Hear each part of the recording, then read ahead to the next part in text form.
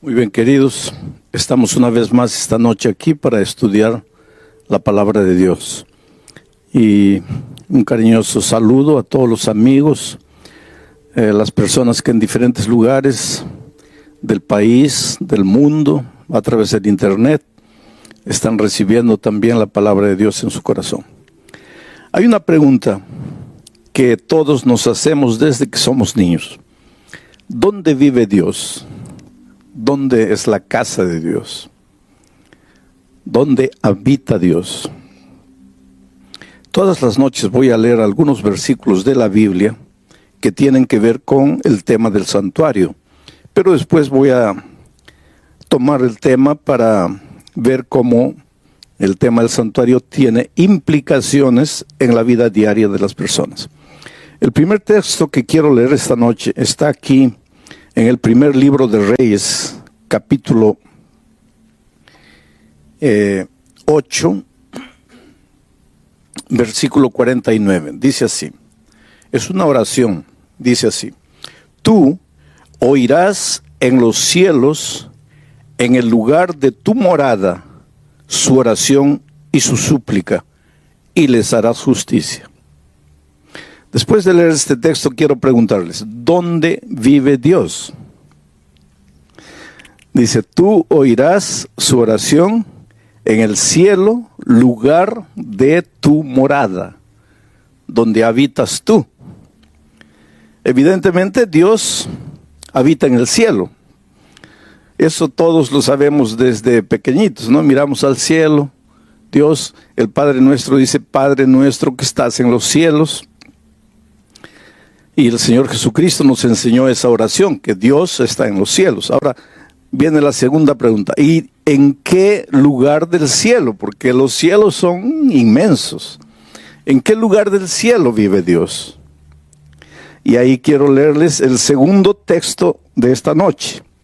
Apocalipsis, capítulo 15, versículo 5, dice así.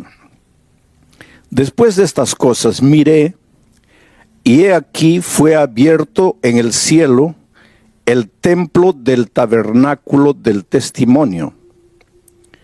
Después de estas cosas miré, y he aquí fue abierto en el cielo el templo del tabernáculo del testimonio.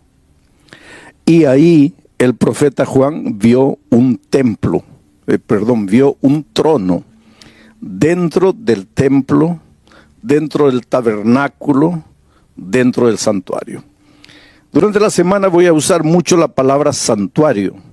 Quiero que ustedes entiendan que el santuario es la misma cosa que el templo. El templo es la misma cosa que el tabernáculo. Cuando digo tabernáculo, estoy hablando del templo. Cuando digo templo, estoy hablando del santuario. Cuando digo santuario, estoy hablando del tabernáculo. Las tres cosas son la misma cosa. Entonces, en medio de los cielos hay un templo, hay un tabernáculo, hay un santuario. Y dentro de ese santuario hay un trono. Y en ese trono está sentado Dios. Voy a leer el último versículo de esta noche, o tal vez el penúltimo. Isaías capítulo 6, el versículo 1. Miren lo que dice Isaías. En el año que murió el rey Uzías, yo vi al Señor sentado sobre un trono alto y sublime, y sus faldas llenaban el templo. Ahora vamos a juntar estas tres ideas presentadas por estos tres textos diferentes. Dios habita en los cielos. ¿En qué lugar específico de los cielos? En el templo. Y ahí viene una pregunta. Quiere decir que hay un templo en el cielo. Hay un santuario en el cielo. Hay un tabernáculo en el cielo. Y la respuesta contundente es sí. Hay un santuario, hay un templo, hay un tabernáculo en el cielo, y dentro de ese santuario hay un trono. Y en ese trono se sienta Dios. Ahora tú puedes decir así, pero parece cosa de niño. ¿Cómo que en medio del cielo va a haber un templo? No debería haber, que decir, no sería necesario que haya. Dios no necesita un santuario, un trono para sentarse, para ser Dios. No, Él no necesita. Por lo tanto, el santuario no existe por causa de Dios. Existe por causa de nosotros. Porque anoche dije, Dios es infinito y no está amarrado ni al tiempo ni al espacio. Pero los seres creados, incluyendo los ángeles, somos finitos y estamos amarrados al tiempo y al espacio. Entonces, ¿cómo un Dios infinito que no se amarra al tiempo ni al espacio podría mantener comunión, compañerismo con un ser finito amarrado al tiempo y al espacio? No habría manera de encontrarse. Pero como Dios lo que más quiere es vivir con sus hijos, porque Dios te ama, tú eres precioso para Dios. Jamás pienses que Dios te deja, que Dios no se preocupa por ti. Entonces, como Dios te ama y quiere mantener comunión contigo, compañerismo contigo, quiere caminar contigo, andar contigo, entonces Él busca en el infinito universo un punto en que el Dios infinito, que no está amarrado al tiempo ni al espacio, se junte con el ser finito amarrado al tiempo y al espacio. Ese punto de convergencia es el santuario celestial, el santuario allá en el cielo. Y ahora, Juan, al escribir el Apocalipsis, dice que dentro de ese santuario hay un trono. Y Isaías dice, y yo vi a Dios sentado en su trono en el año que murió el rey Usías. Esto es interesante. ¿Sabes por qué? Usías fue un rey que murió con lepra, leproso. Y en aquellos tiempos la lepra era una cosa vergonzosa, una cosa terrible, sinónimo de pecado. El rey Usías murió leproso por su rebeldía, por su atrevimiento, por su pecado contra Dios. Murió leproso. Ahora imagínense toda la nación de Israel, sabiendo que las naciones vecinas sabían que Israel relacionaba la lepra con pecado. ¿Cómo se sentían todos los habitantes de Israel sabiendo que su rey había muerto leproso? Estaban avergonzados. Y no solo eso, sino que estaban sin rey, porque acababa de morir el rey. Y cuando el líder desaparece, pues todos tiemblan. ¿Y ahora qué hacemos? ¿Cómo resolvemos nuestros problemas? Y en esos momentos ya los ejércitos enemigos estaban preparándose para invadir Israel. Y ahora no había rey. Estaban desesperados.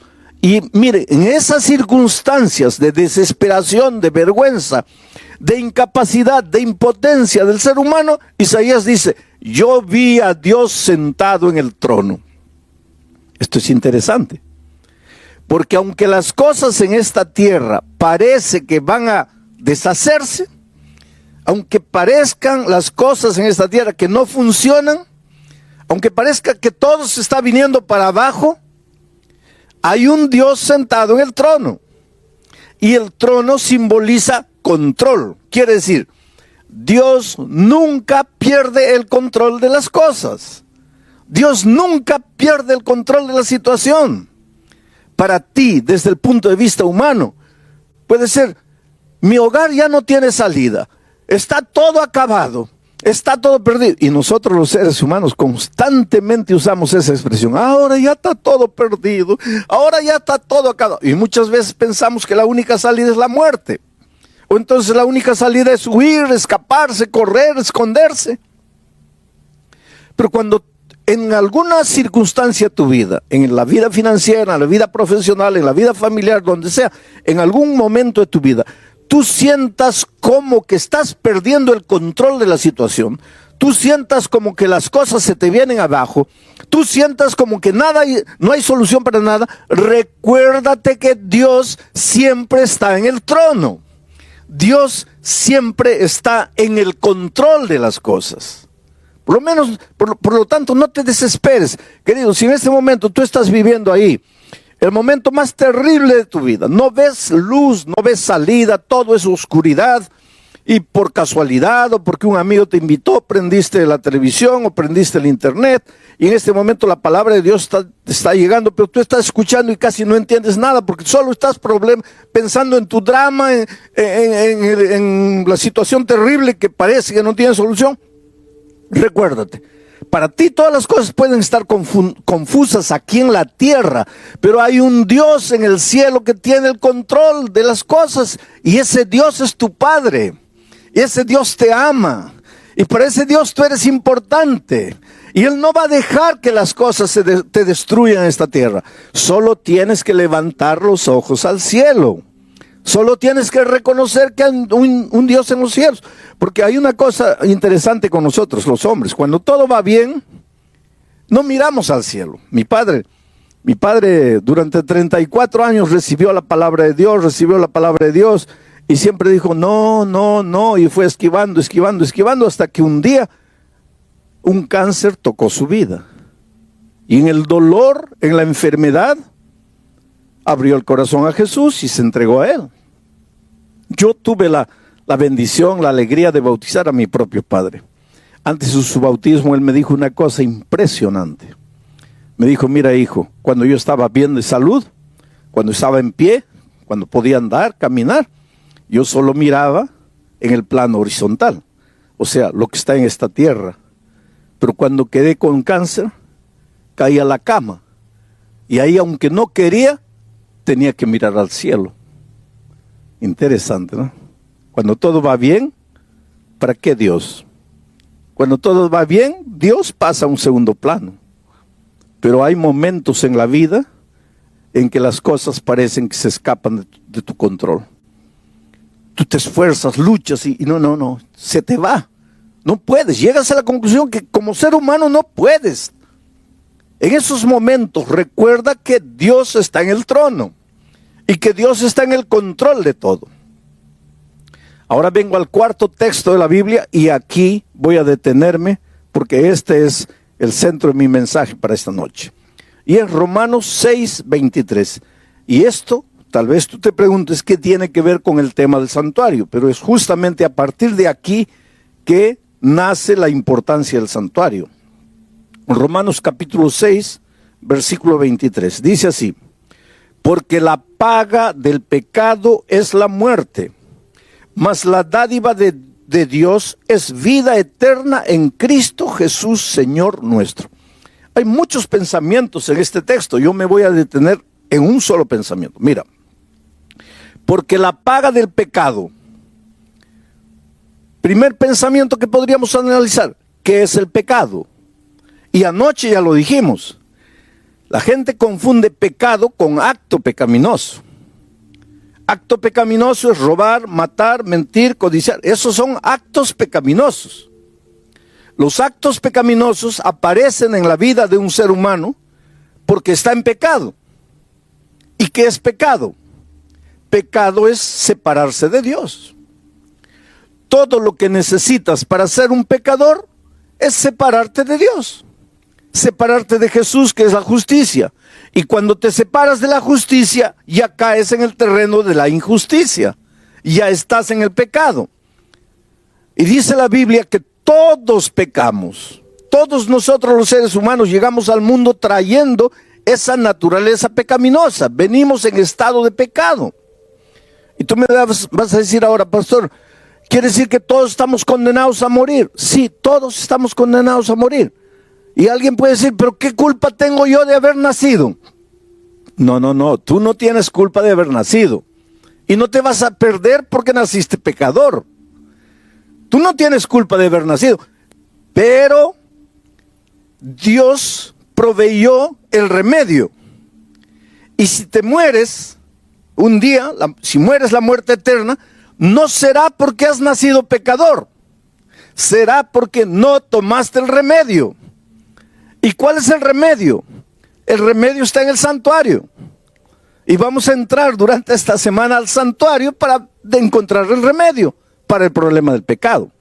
Bueno, vamos al texto. de Pablo. Dice, porque la paga del pecado es la muerte. Muerte. Pecado, muerte. El pecado te lleva a la muerte. Muerte y pecado son prácticamente la misma cosa. La paga del pecado es la muerte. Pero la dádiva de Dios es vida eterna. Dios, vida. Pecado, muerte. Dios, vida. Y esa vida la tenemos en Cristo Jesús. Y no es Cristo Jesús, punto. Sino en Cristo Jesús, Señor nuestro. Ese es el asunto y ahí vamos a concentrarnos esta noche. Para entender la importancia del tema del santuario que vamos a ir trabajando durante la semana. Mucha gente tiene una idea equivocada de la muerte como paga del pecado. Tal vez porque nosotros tenemos una frase que dice así, el que la hace la paga. Entonces de ahí, de esa frase, el que la hace la paga, en nuestra mente surge, si peco, Dios me mata. Si peco, Dios me da la muerte. Si peco, Dios me castiga con la muerte. Porque el que la hace, la paga. Y ahora viene Pablo y dice, porque la paga del pecado es la muerte. Entonces mucha gente vive con miedo de Dios. Y mucha gente vive con miedo de pecar. Porque dice, si peco, muero, porque el que la hace, la paga. Si desobedezco, muero, porque la paga del pecado es la muerte. Pero no tienen una idea correcta de Dios. Entonces mucha gente piensa así, Dios es un Dios que está allá, y ahora yo dije que está sentado en su trono. Entonces mucha gente piensa, Dios está sentado en su trono con la muerte en la mano. A ver, ¿quién peca allá en la tierra? Al que pecó, muerte. Pecó, muerte. Se equivocó, muerte. Porque la paga del pecado es la muerte. Pero eso no es verdad. En primer lugar, hay que entender que Pablo no hablaba español. Pablo hablaba griego. Y cuando Pablo escribió la epístola a los romanos, no la escribió en español. La escribió en griego. Y fue necesario que la Biblia fuese traducida de los idiomas originales al español, para que nosotros que no hablamos griego podamos entender. Y el griego es un idioma abundante. Por ejemplo, para la palabra amor, en griego hay 5 palabras diferentes. Pero en español, para la palabra amor, solo tenemos 1. Por eso nosotros, el ser humano, ama a la esposa, ama la comida, ama al gato, ama al loro, ama todo, porque solo tenemos la palabra amor, pero en griego no, en griego para amor a Dios es una palabra, amor a la esposa es otra palabra, amor al hijo es otra palabra, amor entre hermanos es otra palabra, porque el griego es un idioma abundante. Entonces, mira, esta palabra, porque la paga del pecado es la muerte, podría ser traducida como, porque el resultado del pecado es la muerte. O como, porque la consecuencia del pecado es la muerte. A mí me gusta la traducción que presenta este texto así, porque el resultado del pecado es la muerte. El resultado del pecado es la muerte. Porque si tú piensas así, porque la paga del pecado es la muerte, ¿qué vas a pensar? Que la muerte es un castigo divino. Pero si tú ves el texto como el resultado del pecado, la muerte, no tiene nada que ver Dios con la muerte. Y ahora quiero que entiendas una cosa. Mira, Dios es vida. Dios no es muerte. Jesucristo dijo, yo soy el camino, la verdad y la vida. Jesús es la vida. Él dijo, yo he venido para que todos tengan vida y la tengan en abundancia. Juan dice, el que tiene al Hijo tiene la vida. El que no tiene al Hijo de Dios no tiene la vida. Por lo tanto, aquí está Jesucristo. Y este es el territorio de la vida. ¿Ah? Aquí del otro lado está el Señor de la muerte, el enemigo de Jesús. Y aquí está el territorio de la muerte. Vida y muerte no pueden andar juntas. Porque ¿qué cosa es la muerte? La ausencia de la vida. ¿Y qué es la vida? La ausencia de la muerte. Donde hay muerte no hay vida. si Cristo es vida, si Dios es vida, ¿cómo te va a dar la muerte? Para darte la muerte, Él tendría que tener muerte. Pero Él es Dios, vida. En la vida no hay muerte. ¿Cómo es que te va a dar la muerte? ¿Cómo es que te va a castigar con la muerte? Porque para darte alguna cosa, Él tendría que tenerla. Pero Él es vida, Él no tiene muerte. Entonces, ¿qué es lo que está diciendo Pablo cuando dice, porque la consecuencia del pecado es la muerte? Porque el resultado del pecado es la muerte. Lo que Él está diciendo es lo siguiente, que si tú estás en Cristo, estás en la vida, estás vivo, porque estás en el territorio de la vida, porque Cristo es vida. Pero si Jesús es la vida y yo me separo de Jesús, ¿de quién me estoy separando? De la vida. Y al separarme de la vida estoy entrando al territorio de la muerte. Este es territorio de muerte. Mira, no muero, cuidado, no muero. Y yo siempre digo, ojalá muriera. Porque si muriera, pues ya se acabó el dolor, se acabó el sufrimiento, se acabó la tristeza, se acabó la miseria, se acabó todo, porque el que muere ya no sabe nada. Los muertos no saben nada, dice Eclesiastés. Pero el asunto es que cuando me separo de Jesucristo, entro al territorio de la muerte, pero no muero, sigo respirando, sigo viviendo, sigo comiendo, sigo trabajando, sigo vendiendo, sigo entrando, sigo saliendo. Solo que la vida ya no es más vida. Porque para tener vida, solo en Cristo, porque Él es la vida. Me separo de Jesucristo, ya entro al territorio de la muerte. No dejo de respirar todavía. Aquí está el Señor de la muerte. Un día voy a recibir la muerte eterna, pero es un camino largo. Desde que me separo de Jesucristo hasta la muerte eterna, es un camino largo que la Biblia le llama camino de condenación. Camino de condenación. En este camino voy muriendo lentamente. En este camino suceden dos cosas. Mira, la primera, el diablo te puede quitar todo. Te quita el matrimonio, tu matrimonio se deshace. Te quita los hijos, los mete en las drogas, en los vicios, en la promiscuidad. Te quita la vida financiera, te hunde en las deudas.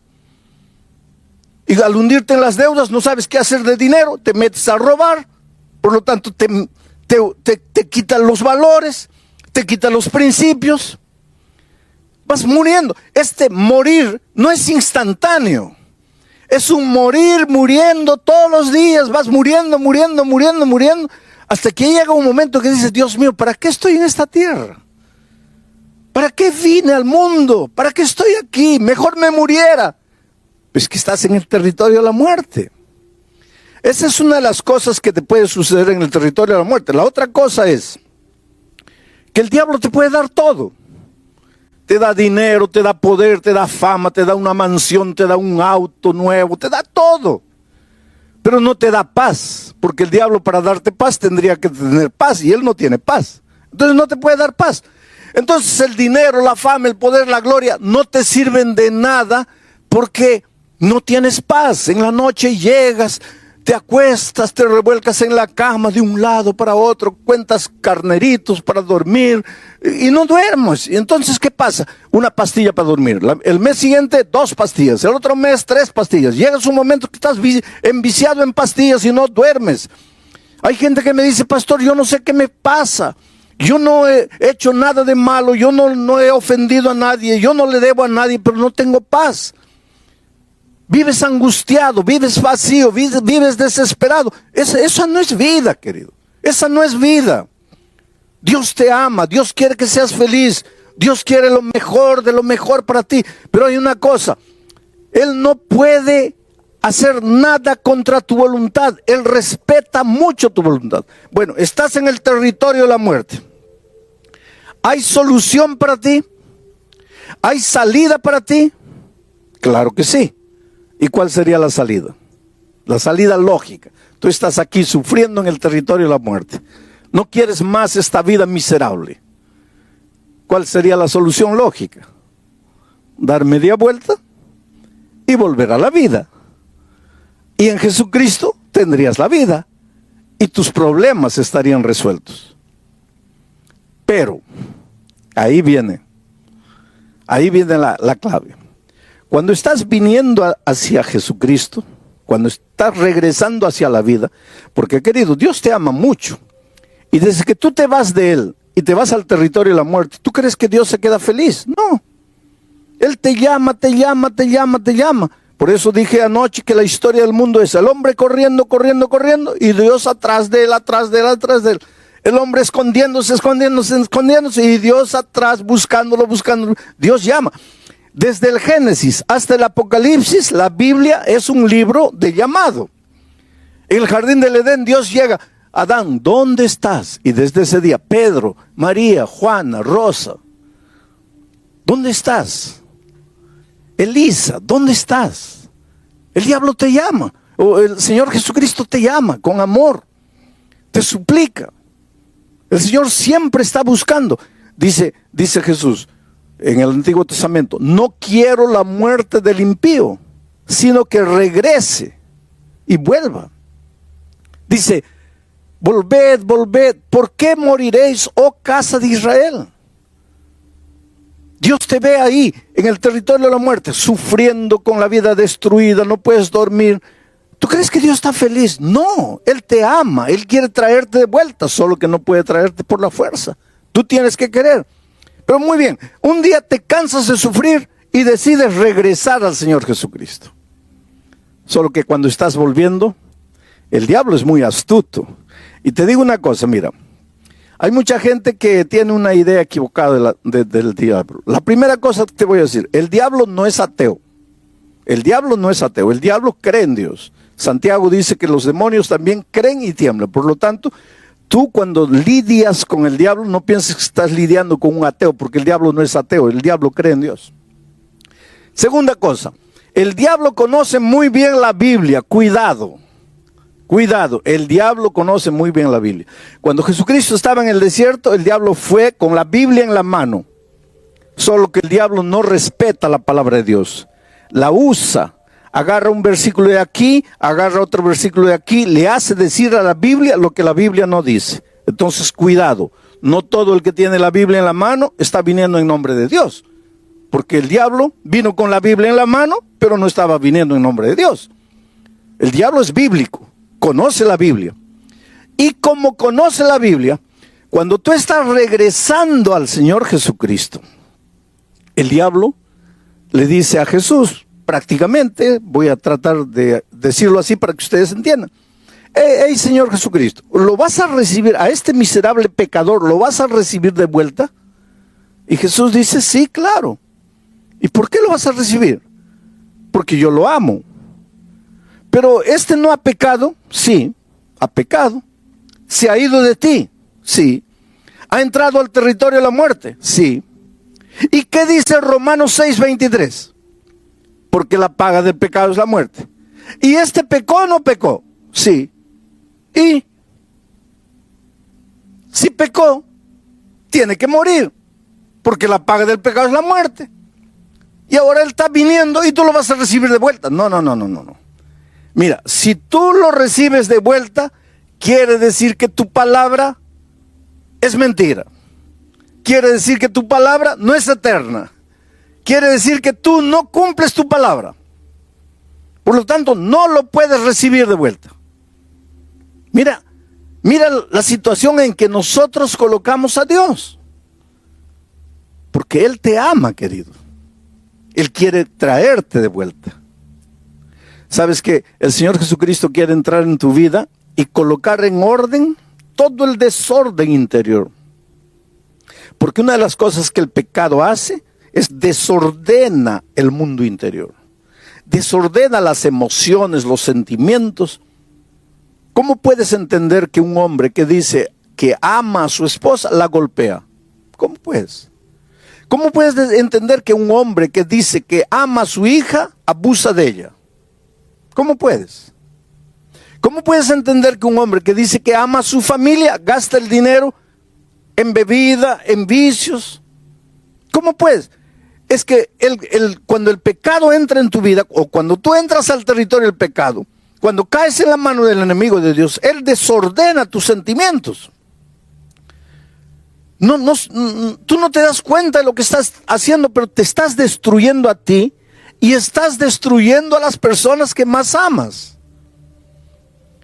Entonces, el Señor quiere ordenar tu vida, quiere calmar tus sentimientos, quiere enseñarte el camino de la verdad, el camino de la felicidad. Solo que tú estás metido en un problema porque has pecado, te has venido aquí y ahora el diablo dice, no, Señor, si se ha venido, tiene que morir. Pues ahí entra la persona maravillosa de Jesucristo. Porque Jesucristo dice así, está bien, Él pecó y tiene que morir. Ya, porque el resultado del pecado es la muerte. Y Él se apartó, tiene que morir. Pero yo lo amo. Yo lo amo. Sí, pero Él pecó. Es verdad que pecó, pero yo lo amo. Sí, pero ese no es el problema, que si lo amas o no lo amas. El asunto es que Él entró al territorio de la muerte y tiene que morir. Y Jesús dice así, sí. Pero en ninguna parte de la Biblia dice que yo no puedo morir en lugar de Él. Entonces, Él tiene una deuda que tiene que pagarla con su muerte porque ha pecado. Pero yo voy a ir a la tierra y voy a morir, y con mi muerte voy a pagar su pecado. Y es eso lo que hizo el Señor Jesucristo. Vino a este mundo para morir por nosotros. Y hoy día, gracias a la muerte de Cristo, nosotros podemos recibir la vida eterna. Solo que este asunto de Cristo vino, murió por mí, es difícil de entender al ser humano. Y para que el ser humano entienda qué es lo que hizo Dios, mandó a los israelitas construir el santuario. Porque en el santuario el Señor fue explicándoles cómo es que se puede solucionar el problema del pecado. Cómo es que aunque el hombre murió, alguien puede morir en su lugar. Y el tema de mañana es impresionante. Porque ya comenzamos ahora a analizar el plan de salvación dentro del tema del santuario. Querido, el Espíritu de Dios sigue moviéndose hoy y llamando a las personas. Ahí donde estás, puedes creer que el Espíritu Santo está trabajando en tu corazón. Tú corres, corres, corres, el Espíritu te sigue, te sigue y te sigue. Mira, hay un joven llamado Patricio. Trabaja para una empresa de aviación grande aquí en América Latina. Ese muchacho nació y creció amando mucho al Señor Jesucristo, amando mucho a la Virgen María, amando mucho a sus padres, amando mucho la fe de sus padres, de sus abuelos, de sus bisabuelos. Pero un día se confrontó con la palabra de Dios. Y sabes, la vida del cristiano es crecimiento y es aprendizaje. Yo siempre digo, mira, si estás vivo, tienes que aprender. Los muertos no aprenden. Cuando yo encuentro una persona que no quiere aprender, yo pienso, esa persona está muerta y no se da cuenta que está muerta. Inclusive Juan, hablando en nombre del Señor Jesucristo a la iglesia, a las iglesias del Apocalipsis, les dice, tienes nombre de que vives, pero estás muerto. Una persona que no quiere aprender, una persona que se resiste a aprender, está muerta. Porque los vivos aprendemos. Ahora, no es fácil aprender. ¿Sabes por qué? Porque ¿qué cosa es aprender? Aprender es salir de lo que conoces y entrar al terreno que no conoces. Aprender es salir de la playa y nadar en aguas profundas. Y esto es doloroso, porque el ser humano inconscientemente tiene miedo de lo desconocido. Por eso es que hay mucha gente que no quiere aprender. Pero Patricio descubrió la palabra de Dios. Y en la palabra de Dios hay cosas que a veces tú nunca has descubierto. Y a medida que él comenzó a descubrir las verdades, comenzó a sufrir en su corazón con las verdades, porque no es fácil aprender y crecer. Él conoció a una persona a través del internet. Y esta chica cuyo nombre no sé si tengo escrito aquí. No lo tengo. ¿Cómo te llamas? ¿Ah? Jessica. Jessica conoció a Patricio a través del internet, hace unos 4 años atrás, y comenzó a evangelizarlo a través del internet. ¿Qué quiere decir evangelizar? A hacerle conocer el evangelio a través del internet. Llegaron sermones míos grabados a las manos de Patricio. El Espíritu de Dios usó esos sermones para tocar el corazón de él.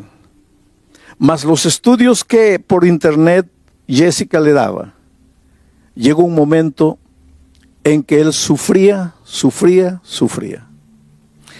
Ayer Patricio estaba en Santiago de Chile, escuchando el mensaje a través del internet. Después del mensaje, él asistió a las preguntas y respuestas de entrevistas que me hacen después del mensaje. Y en una de esas respuestas, o en una de esas preguntas me preguntaron, ¿cuál es el lugar de los sentimientos en la vida cristiana? Porque Patricio estaba sufriendo. Él decía, mi cabeza ya entendió el mensaje, pero es que mi corazón todavía no siente. Mi cabeza ya comprendió todo. Yo racionalmente sé que este es el camino que Dios quiere para mí, que yo debería bautizarme y nacer de nuevo, pero mi corazón no siente. Y anoche yo en la respuesta dije, mire, no le hagas mucho caso a tus sentimientos, porque después de la entrada del pecado al mundo, los sentimientos son a veces engañadores. Y esa fue la respuesta que Patricio necesitaba en su vida. ¿Sabes que Patricio tomó esta mañana el avión de Santiago de Chile y se vino para aquí a Lima? Y acaba de llegar. Y Patricio en este momento entra al tanque del bautismo para sellar su pacto de amor con Cristo. Para decirle, Señor Jesucristo, yo acepto tu amor, yo acepto lo que hiciste por mí en la cruz del Calvario. Yo me entrego aquí, a ti. Y ahí está Patricio. En este momento, Patricio, quiero que me mires así. Tu vida ha sido una vida de búsqueda. Eres un hombre sincero, eres un hombre honesto. Encontraste la palabra de Dios. Sufriste al principio con las verdades que descubrías. Pero tu honestidad, tu sinceridad te llevó a aceptar el mensaje. Hasta anoche habías aceptado todo racionalmente, pero tú dices, mi corazón no sentía.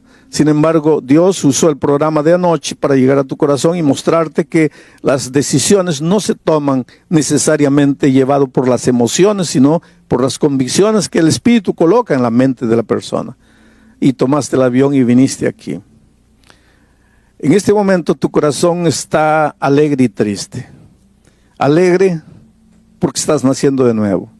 Medio triste porque yo sé que en el fondo hubieras querido que tu madre mirara tu bautismo. Pero tu madre todavía no tiene condiciones de entender lo que tú estás haciendo. Y tú, para ahorrar el sufrimiento, no le dijiste que estás aquí para bautizarte. Pero este es un día extraordinario. Toda tu vida pasada queda borrada. Y para que de aquí para adelante vivas una vida victoriosa en Cristo, por tu fe, el pastor Bill Quispe, como ministro del Evangelio, por el mandato divino, te bautiza en nombre del Padre, del Hijo y del Espíritu Santo. ¿No es maravilloso, querido? Qué escena linda, ¿no es cierto? Tú sabes cómo es emocionante saber que cuando naciste recibiste una hoja en blanco de Dios para escribir una historia. Y a veces a lo largo de la vida llenaste esa hoja blanca de garabatos.